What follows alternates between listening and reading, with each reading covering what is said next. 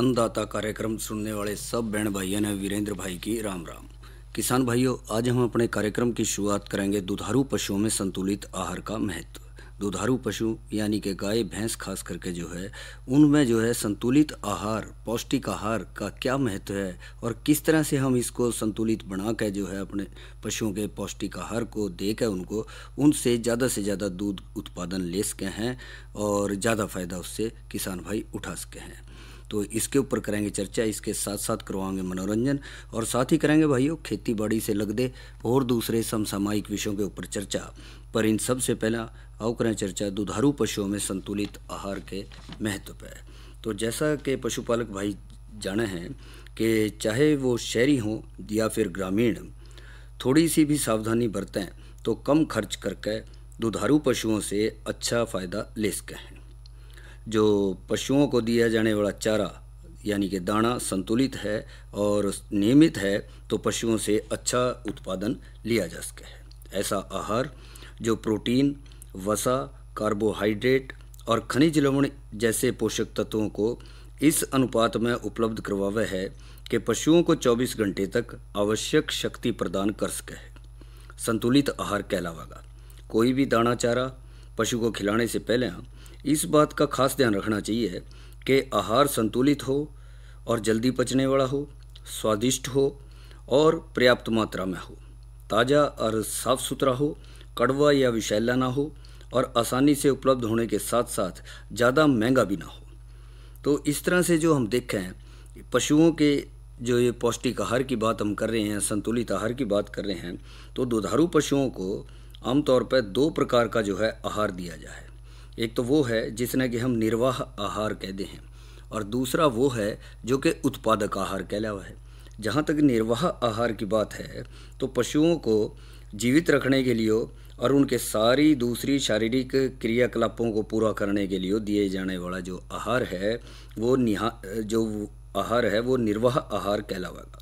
आमतौर पर इस आहार की जो पूर्ति है पोषक तत्वों के जरिए कर सके हैं और जो बरसीम, जई, रिजका है तो दाने की इतनी ज़्यादा ज़रूरत पड़ती भी नहीं क्योंकि इसमें काफ़ी पौष्टिकता है। और इसके साथ साथ जो ज्वार या मक्की की चरी उपलब्ध है तो साधारण गाय को 1 किलोग्राम और बड़ी गाय और भैंस को जो है 1.5 किलोग्राम दाना निर्वाह आहार के रूप में देना जरूरी है। और जो हरा चारा उपलब्ध नहीं है, सिर्फ भूसा ही है, तो ऐसी स्थिति में साधारण गाय को जो है 1.5 किलोग्राम दाना और भैंस को 2 किलोग्राम दाना देना बहुत ही ज़रूरी है। और जो कई तरह के हरे चारे उपलब्ध हैं तो मौसम के अनुसार आप उसमें मिला भी सके हैं। जिस तरह से मिसाल के तौर पर लें मक्का और लोबिया दिया जा सके है, उसके साथ भूसा और बरसीन मिला सके हैं इसके अलावा, और या फिर ज्वार ग्वार वगैरह जो है इन सारों को आपस में मिश्रण मिला के भी जो मौसम के अनुरूप आपको आपके इलाके में उपलब्ध हो रहा है, लगा रहे हैं, उसके अनुसार आप जो है इनका तालमेल आपस में बिठा सके हैं। जहाँ तक उत्पादक आहार की बात है तो दुधारू पशुओं का उत्पादक आहार जो है दूध उत्पादन के लिए आवश्यक जो अलग अलग पौष्टिक तत्वों की पूर्ति के लिए दिया जाए और ये दाने के रूप में दिया जाएगा। और आखिर में निर्वाह आहार के अलावा जो कुछ भी अलग से दिया जा रहा है उसको जो है हम उत्पादक आहार के रूप में जाने हैं। और उत्पादक राशन कितनी मात्रा में दिया जाए ये दुधारू पशु की उत्पादक क्षमता पर निर्भर करे है।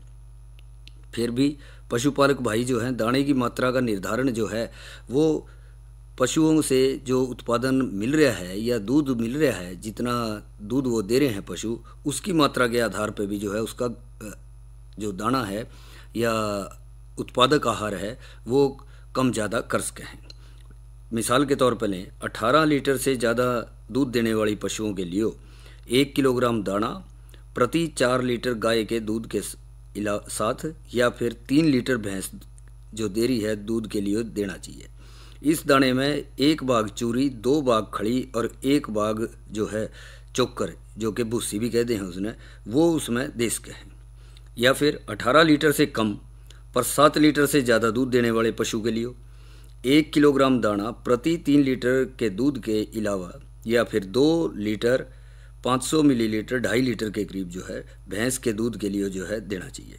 इस दाने में 1 भाग गेहूं और चने का चोकर होना चाहिए या फिर 1 भाग खड़ी और 1 भाग चूरी उसमें साथ में हो। और इसके अलावा 7 लीटर से कम दूध देने वाले पशु के लिए 1 किलोग्राम दाना प्रति 2.5 लीटर गाय के दूध के साथ दें, और 2 लीटर भैंस के दूध के लिए जो है उसको देना पड़ेगा। इस दाने में 1 भाग गेहूँ और चने का चोकर होना बहुत ज़रूरी है। और इनके अलावा जो खनिज लवण हैं, यानी कि प्रत्येक दुधारू पशु को खनिज लवणों का देना बहुत ही ज़्यादा ज़रूरी है, नहीं तो इनकी कमी से पशु में जो है कई तरह के विकार आ सके हैं, बीमारियाँ आ सके हैं और उनकी उत्पादन क्षमता पर बुरा प्रभाव पड़ सके है। और खनिज तत्व देना जो है बहुत ही ज़रूरी है। पशुओं को प्रतिदिन आयोडीन युक्त नमक यानी 50 ग्राम के करीब जो है वो पशुओं को ज़रूर दें। और इसके साथ साथ एक बात का और ध्यान रखें, और वो ये है कि जो दुधारू पशु हैं, वैसे तो कोई भी पशु हो, चाहे काम करने वाला पशु है खेत में या दुधारू पशु है, सबको जो है साफ़ सुथरा स्वच्छ जो पानी है वो पिलाएं। गंदा पानी ना हो, ख़राब पानी ना हो, बासी पानी ना हो, या फिर जैसे सर्दियों में बाहर और दी वगैरह बना ले हैं और रात में उसमें पानी खड़े रहे और सुबह में पानी वो पिया दे हैं, तो वो रात का ठिरा हुआ पानी हो जाए बहुत ज़्यादा, ऐसा ना हो।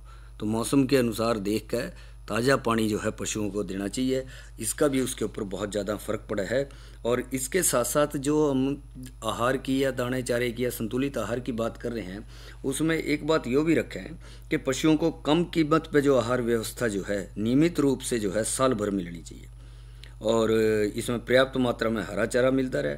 भूसा या हरा चारा मिला कर खिलाने की स्थिति में 100 किलोग्राम का जो पशु आहार है उस पर 1 किलोग्राम भूसे के साथ साथ 4 से 5 किलोग्राम हरा चारा भी उसको खिला सके हैं। यानी जैसे हम दूध के अनुसार बात कर रहे थे, तो पशु भार के अनुसार भी जो है उसको हम हरा चारा या फिर भूसा वगैरह उसको दे सके हैं। और कुछ हरे चारे जिस तरह मक्का, बरसीम, रिजका वगैरह जो हैं, इनको उपचारित करके या फिर अचार बना दे हैं, साइलेज बना ले हैं, जिन दिनों में बहुत अधिक मात्रा में हो जाएं, और उसको जो है हम उन दिनों के लिए अचार बना के रख सकें, जिसने साइलेज कहते हैं, जिन दिनों में इनकी कमी हो जाए तो उसमें इसको दिया जा सके है। और जिससे हरे चारे की कमी की अवस्था में पशुओं को दिया जा सके, और सभी पोषक तत्व जो हैं काफ़ी मात्रा में इसमें होंगे। और सही फसल चक्र जिस तरह के जई और बरसीन, मक्का, ज्वार और लोबिया, मक्का वगैरह अपना के जो है साल भर जो है आप हरा चारा की उपलब्धता सुनिश्चित कर सके हैं। और इसके साथ साथ भरपेट हरे चारे के लिए जो है 5 किलोग्राम तक के दूध उत्पादन लिया जा सके। इसके अलावा दूध उत्पादन या हरा चारा उपलब्ध ना होने पर जो है, जैसा हम जिक्र कर रहे थे अभी, भैंस में 2 किलोग्राम दूध पे 1 किलोग्राम और गाय पे 25 किलोग्राम दूध पे 1 किलोग्राम दाना जो है वो हम उसको बढ़ा सके हैं, दे सके हैं। इसके अलावा 1 किलोग्राम पशु को जो है अपने शरीर को बनाए रखने के लिए भी देना चाहिए। मोटे तौर पर दाना बनाने के लिए अनाज के जो उप उत्पाद आ जाए हैं उनमें जैसे कि खड़ी वगैरह है, उसका अनुपात देख लें, 1/3 भाग इस्तेमाल कर सके हैं। इसमें प्रति 100 किलोग्राम दाने में 2 किलोग्राम खनिज मिश्रण और 1 किलोग्राम साधारण नमक जो है उसमें दे सके हैं। जहाँ तक नमक की बात है भाइयों, वो तो जो है हम जैसे सेंधा नमक जो है बहुत से किसान भाई और पशुपालक भाई जो है पशुओं की खुरली में ही जो है उसके डले घेरते हैं, 2 किलो के, 5 किलो के, 8 किलो के डले घेरते हैं। जैसे जैसे पशु को ज़रूरत महसूस हो है वो उसको चाटता रहे। इसका फ़ायदा ये रहा है कि पशु में खनिज लवण की कमी नहीं होती, या फिर पशुओं में जो है दीवार वगैरह चाटने की या खुरली वगैरह चाटने की या मिट्टी खाने की ऐसी गलत आदत भी जो है वो पशु में नहीं आती, और वो उसको चाटेगा, उसमें अपनी लवणों की कमी पूरी होगी और इसके साथ साथ जो है उसको प्यास भी लगेगी और उसकी पानी की मात्रा भी जो है वो पूरी होगी, जो उसकी पानी की ज़रूरत है शरीर की। जैसा हम जिक्र कर रहे थे कि स्वच्छ साफ जल जो है, साफ़ सुथरा पानी जो है वो पशुओं को पिलाना चाहिए। और पशुओं का आहार तैयार करने के दौरान जो है जो आपकी स्थानीय उपलब्धता का विशेष ध्यान रखें, जिससे कि कम लागत में आपका संतुलित आहार पशुओं के लिए तैयार हो सके। और हर प्रकार के पशुओं, जिस तरह के जो गर्भवती गाय भैंस है या फिर सूखी या फिर दूध देने वाली गाय भैंस की जो है अलग अलग आहार व्यवस्था रखें। पर यूँ ना करें बिल्कुल ही कि जो गर्भवती गाय भैंस हैं या फिर जो जाबन गाय भैंस हैं उनकी तरफ जो है कई बार किसान भाइयों का रुझान, कुछ पशुपालक भाइयों का रुझान ही हो जाए कि भाई इसने 4 महीने 3 महीने क्यों खड़े ने खुआया। जो दूध वाली हैं उनने ज़्यादा हरा चारा बढ़ा दो, उनका ज़्यादा जो है वो दाना मिश्रण वगैरह बढ़ा दो और उन पर जो है थोड़ा थोड़ा गिरो जो है। नहीं, उनको भी जो है संतुलित रूप में आहार दो। वो अलग बात है कि जब हम ब्यात के दौरा लग रही हों तो गाय भैंस ने जो है उसमें छोड़ते हैं, उससे पहले तो कुछ दिन के लिए जो है थोड़ा कम कराया जा सके है, जिससे कि दूध उत्पादन उनका उस दौरान रुक जाए और जो कटड़ू बछड़ू उसके गर्भ में है उसकी तरफ जो है उसका ध्यान रहे। और उसके बाद फिर संतुलित खुराक जो है उसको देना चाहिए, जिससे कि उसके गर्भ में पड़े रहे जो कटड़ू बछड़ू हैं वो भी स्वस्थ और तंदुरुस्त होंगे और जो हमारे पशु हैं वो भी स्वस्थ रहेंगे। और इसके साथ साथ एक बात का खास ध्यान रखें, वो ये हो कि पशुओं के आहार में अचानक परिवर्तन ना करें। बदलाव होने की स्थिति में धीरे धीरे परिवर्तन करना चाहिए, एकदम ना करें। मौसम के अनुरूप देख लें, पहले ही व्यवस्था करके रखें।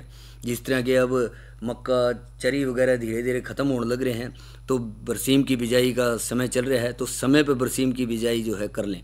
और जो किसान भाई इस अवस्था में भी नहीं कर रहे हैं या पछेते हो जाए हैं तो फिर उतना ही जो है पछेता जो है उनको हरा चारा नया मौसम का मिलेगा और पिछले मौसम का हरा चारा ख़त्म हो जाएगा। तो ऐसी अवस्था में फिर क्या हो जाएगा, वही सूखे पे आ जाएंगे। तो इसलिए ज़रूरी हो जाए कि साइलेज या अचार बना के जो हरे चारे का पहला रख लें। तो इस तरह की समस्या जो ऊपरा तली के मौसम में आ जा है तो उसमें ये हरा चारा वगैरह जो है अचार बना रखे है वो उसकी पूर्ति को पूरा करते हैं। और इसके साथ साथ पशुओं के आहार में विटामिन्स, खनिज लवण जो हैं आवश्यक रूप से जरूर जाने चाहिए। दाने में खनिज मिश्रण ना होने पर दुधारू पशुओं के पीने के जो स्वच्छ पानी की व्यवस्था भी जो है सही मात्रा में उनकी करनी चाहिए। इसके अलावा दुधारू पशुओं के संतुलित आहार के साथ साथ जो है उनकी साफ़ सफाई का भी पूरा ध्यान रखें। जो रठान है, खुरलियाँ हैं, उनमें भी जो है बासी चारा वगैरह ना पड़े रहे। प्रतिदिन जो है खुरलियाँ हाथ से साफ़ करें या झाड़ू से साफ़ करें, अंदर से खास करके उनके कोने वगैरह अच्छे से देख लें और नाली वगैरह साफ़ करके रखें, जिससे बरसात के दिनों का पानी उसमें खड़े ना हो या कुछ ना हो और वो प्रतिदिन निकलता रहे बाहर से। और कोनों में फुई वगैरह लग जाए या कई बार कीड़े वगैरह पड़ जाए तो उनको जो है साफ़ सफाई उसकी करते रहें, जिससे कि पशु को जो है दुर्गंध ना हो और पशु चाह के जो है अपना आहार जो है वो प्रतिदिन खावे। और जब वो खुश होकर चारा खावेगा तो पशु स्वस्थ रहेगा, तंदुरुस्त रहेगा और ज़्यादा से ज़्यादा जो है दूध का उत्पादन आप अपने दुधारू पशुओं से संतुलित आहार दे के जो है ले सके हैं और ज़्यादा से ज़्यादा फ़ायदा उसका उठा सकें। तो इसके साथी भाइयों, या तो करी चर्चा हमने दुधारू पशुओं में संतुलित आहार के महत्व पे और अब करेंगे मनोरंजन। तो आओ सुनाए यो भजन।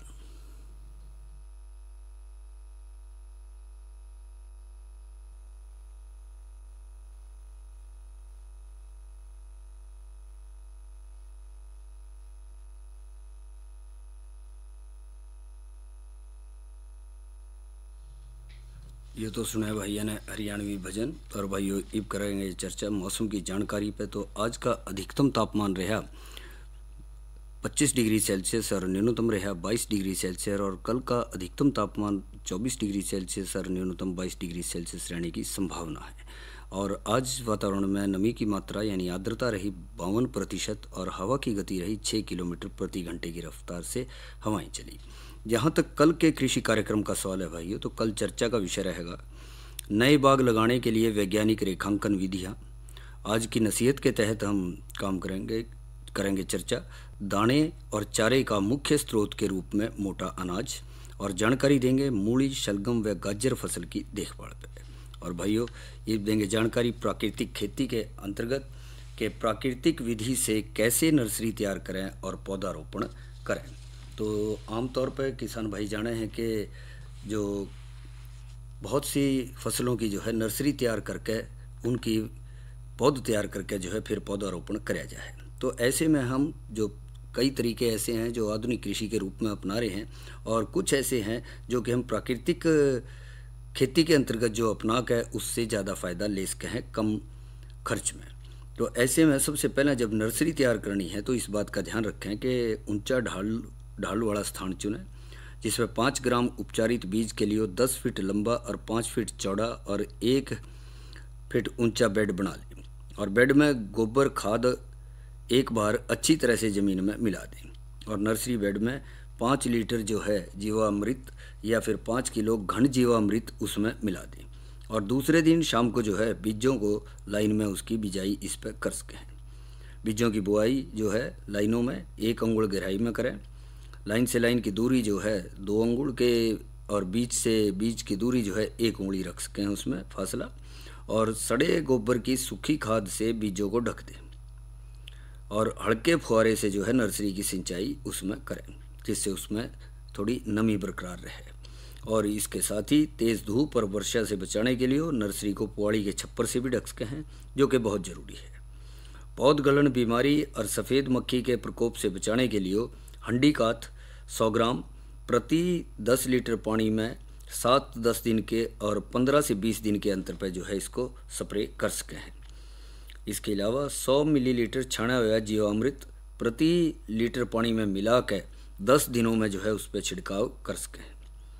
टमाटर का जो पौधा है 15 से 21 दिनों में, मिर्च बैंगन 25 से 30 दिन में के अंदर, और गोभी का 15 से 20 दिनों में जो है रोपाई खेत में उसकी कर सकें।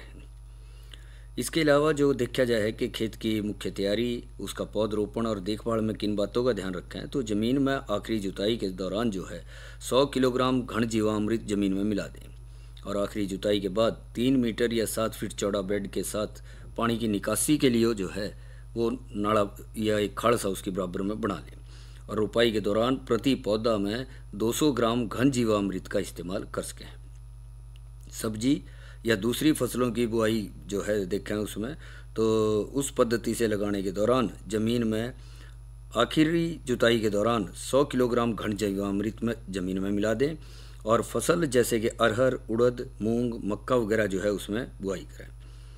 और खड्डे में लगाने वाले फसल जैसे कि लौकी, करेला, खीरा वगैरह जो हैं, या फिर जो मौसमी फसलें हम ले सके हैं आने वाले सब्जी मौसम में भी, मटर वगैरह भी, जो उसके लिए जो है 200 ग्राम घन जीवामृत मिट्टी के साथ मिला के इस्तेमाल कर सके हैं और पौधे उसमें लगा सकें।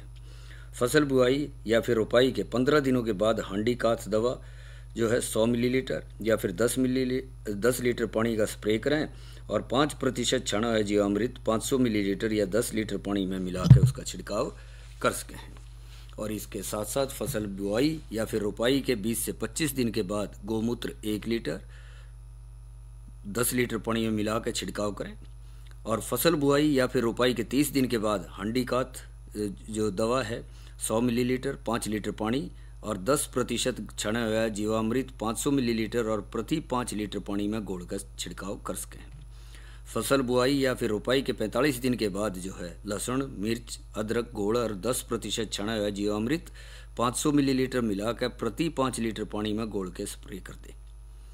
फूल फल लगने के दौरान 15 लीटर पानी में 500 मिलीलीटर खट्टा जो उपसाद मिलाकर फसल में छिड़काव कर सके हैं। 15 दिन के बाद फिर इस्तेमाल करें। फसल बुआई या फिर रोपाई के 60 दिन के बाद हंडी काथ जो है लहसुन, मिर्ची, अदरक घोल जो है या फिर ब्रह्मास्त्र, अग्नास्त्र, नीमास्त्र जो है जो हम तैयार करें हैं वो 100 मिलीलीटर 5 लीटर और पानी में और 10% छना हुआ जीवामृत 500 मिलीलीटर प्रति 5 लीटर पानी में घोल कर स्प्रे करें। फसल बुआई या फिर रोपाई के 75 दिन के बाद हांडी दवा लहसुन, मिर्ची, अदरक घोल वगैरह है, ब्रह्मास्त्र वगैरह 100 मिलीलीटर 5 लीटर पानी और 10% छना हुआ जीवामृत 500 मिलीलीटर प्रति 5 लीटर पानी में घोल कर स्प्रे कर सके हैं। और फसल बुआई या फिर रोपाई के 90 दिन के बाद जो है लहसुन, मिर्ची, अदरक घोल और 10 लीटर जो मिलीलीटर जो है वो जीवामृत 500 मिलीलीटर प्रति 5 लीटर पानी में घोल कर स्प्रे कर दें।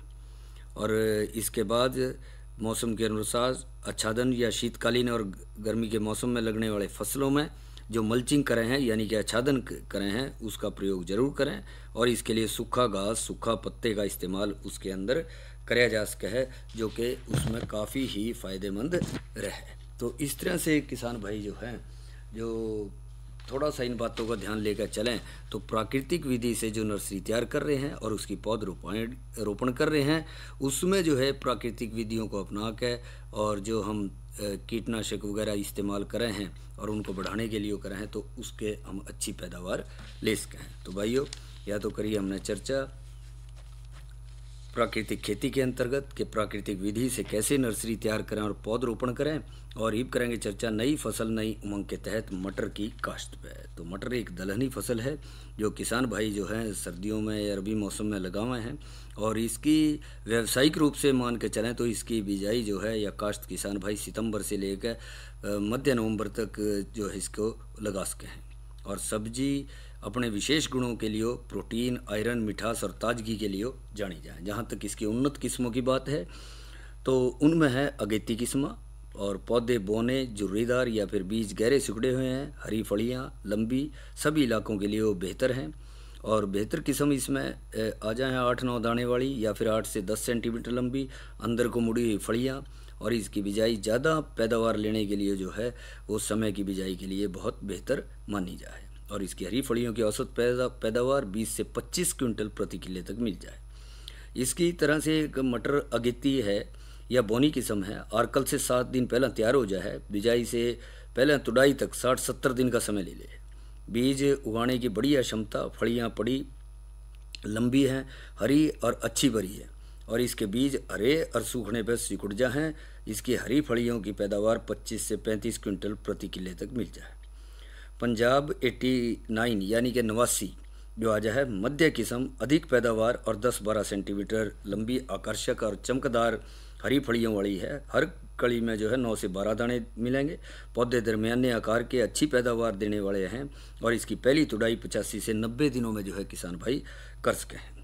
और ये मीठे दाने वाली किस्म है। पहली 2 तुड़ाई में लगभग 75% फसल इसमें मिल जाए, और इस किस्म की औसत पैदावार जो है 135 क्विंटल प्रति हेक्टेयर तक मिल जाएगी। बॉनविले यह किस्म जो है अर्ध पछेती, दरमियानी ऊंचाई, जुर्रीदार बीज, मिठे सिकुड़े हुए, सभी इलाकों के लिए बेहतर किस्म मानी जाए। और 8 दानों वाली फलियों में जो है इसको बेहतर माना गया है। 100 दिनों में पहली तुड़ाई के लिए जो है तैयार हो जाए। औसत पैदावार 30 से 35 क्विंटल प्रति किले तक इसकी मिल जाए।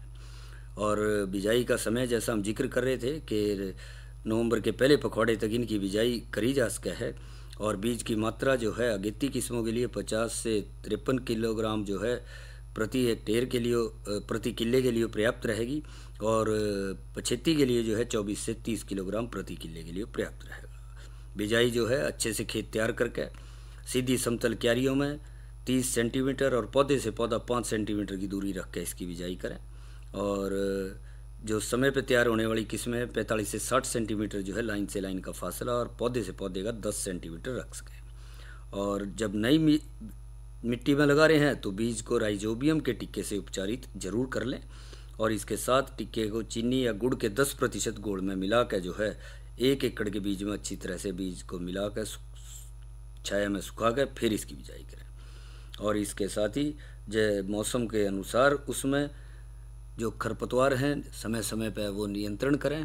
और इसके साथ साथ जो है सिंचाई का भी ध्यान रखें, क्योंकि पहले तो आप जब बिजाई कर रहे हैं प्लेवा करके उस दौरान करेंगे ही, पर इसके बाद जो है वो जब फलियों में दाने पड़ रहे हों तो उस समय सिंचाई जरूर करें। और फसल अच्छी लेने के लिए 10-12 दिन के अंतर पर हल्की हल्की सिंचाई उसमें ज़रूर करें। और पहली नड़ाई गुड़ाई जब पौधे 3-4 पत्तों की हो तब, और दूसरी जो है 3-4 हफ्ते के बाद, और तीसरी फूल आने के दौरान जो है उसमें अच्छे से नड़ाई गुड़ाई कर सके हैं। तो इस तरह से जो आप अपनी फसल का ध्यान रखते हुए बिजाई करेंगे तो खेतों से एक मटर की अच्छी पैदावार आप ले सकेंगे। और इसी के साथ हमारे आज के अन्नदाता कार्यक्रम का समय समाप्त हुआ।